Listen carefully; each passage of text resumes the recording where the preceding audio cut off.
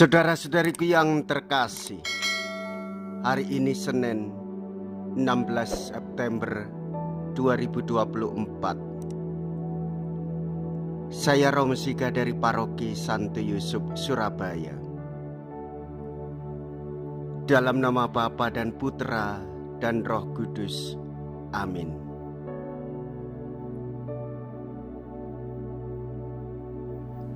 Gereja merayakan peringatan wajib Santo Cornelius, seorang paus, dan Santo Siprianus, seorang uskup dan martir.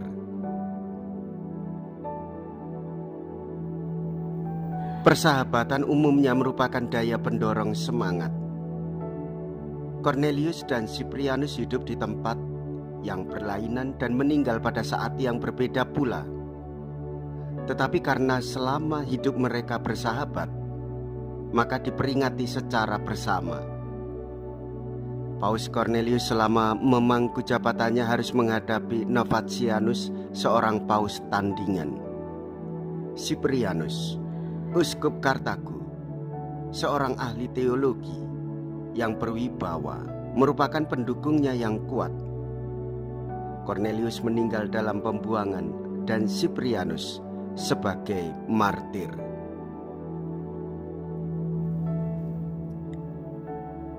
Di Israel pun iman sebesar itu belum pernah kujumpai. Mea culpa, mea culpa, mea maxima culpa. Marilah kita berdoa. Allah Bapa Gembala kami, Engkau telah memberi umat-Mu pemimpin setia dan martir perkasa, yaitu Santo Cornelius dan Santo Siprianus. Semoga berkat doa mereka kami tetap teguh, kuat dalam iman dan ulet dalam memajukan kesatuan di dalam gereja. Dengan pengantaraan Yesus Kristus Putra-Mu Tuhan kami, yang hidup dan berkuasa, bersama dengan Dikau dalam persatuan Roh Kudus, Allah sepanjang segala masa. Amin. Tuhan bersamamu dan bersama rohmu. Inilah Injil suci menurut Lukas. Dimuliakanlah Tuhan. Lukas bab 7 ayat 1 sampai dengan ayat 10. Pada suatu ketika, setelah mengakhiri pengajarannya kepada orang banyak, masuklah Yesus ke Kapernaum. Di situ ada seorang perwira yang mempunyai seorang hamba yang sangat dihargainya. Hamba itu sedang sakit keras dan hampir mati. Ketika perwira itu mendengar tentang Yesus, ia menyuruh beberapa orang tua-tua Yahudi kepadanya untuk meminta supaya ia datang dan menyembuhkan hambanya. Mereka datang kepada Yesus dan dengan sangat mereka meminta pertolongannya. Katanya, ia layak Engkau tolong, sebab ia mengasihi bangsa kita, dan dialah yang menanggung pembangunan rumah ibadat kami. Lalu Yesus pergi bersama-sama dengan mereka. Ketika ia tidak jauh lagi dari rumah perwira itu menyuruh sahabat-sahabatnya untuk mengatakan kepadanya, "Tuan, janganlah bersusah-susah sebab aku tidak layak menerima Tuan di dalam rumahku.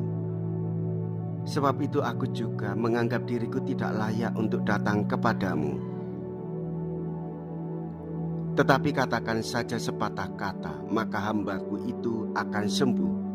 Sebab aku sendiri seorang bawahan, dan di bawahku ada pula prajurit. Jika aku berkata kepada salah seorang prajurit itu pergi, maka ia pergi. Dan kepada seorang lagi datang, maka ia datang. Ataupun kepada hambaku kerjakanlah ini, maka ia mengerjakannya." Setelah Yesus mendengar perkataan itu, ia heran akan dia dan sambil berpaling kepada orang banyak yang mengikuti dia, ia berkata, "Aku berkata kepadamu, iman sebesar ini tidak pernah aku jumpai sekalipun di antara orang Israel. Demikianlah sabda Tuhan. Terpujilah Kristus. Saudara-saudariku yang terkasih, Yesuslah Guru dan Tuhan kita. Dialah yang menciptakan kita, Dia pula yang mengajar kita semua dengan sabdanya. Yesus adalah pokok hidup kita dan ajarannya menjadi dasar bagi seluruh kehidupan kita. Setiap perjumpaan kita dengan orang lain, Yesus menyertai kita supaya kita mewartakan kebenaran iman. Mendengarkan Injil hari ini kita dikuatkan.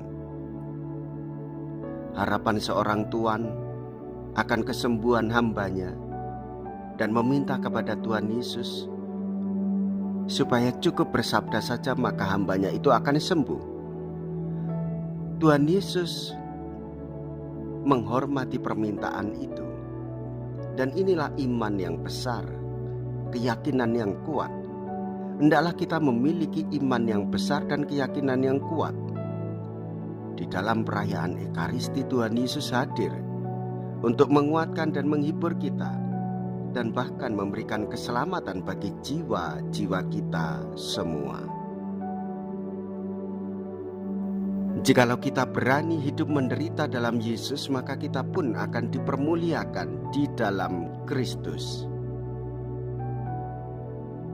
Terpujilah nama Yesus, Bunda Maria, dan Santo Yosef untuk selama-lamanya. Marilah kita berdoa. Tuhan, perisai dan pelindung kami, kuatkanlah kiranya kami berkat santapan suci ini, agar kami mampu mengikuti teladan Santo Cornelius dan Siprianus martirmu. Semoga kami diteguhkan oleh Roh-Mu, sehingga bersedia mewartakan kebenaran-Mu, yaitu kabar gembira bagi seluruh dunia. Dengan pengantaraan Yesus Kristus Putra-Mu Tuhan kami, yang hidup dan berkuasa sepanjang segala masa. Amin. Tuhan beserta kita, sekarang dan selama-lamanya. Semoga Allah yang Maha Kuasa memberkati saudara sekalian, Bapa dan Putra dan Roh Kudus. Amin. Saudara-saudariku yang terkasih, pergilah. Ibadah sabda sudah selesai. Syukur kepada Allah.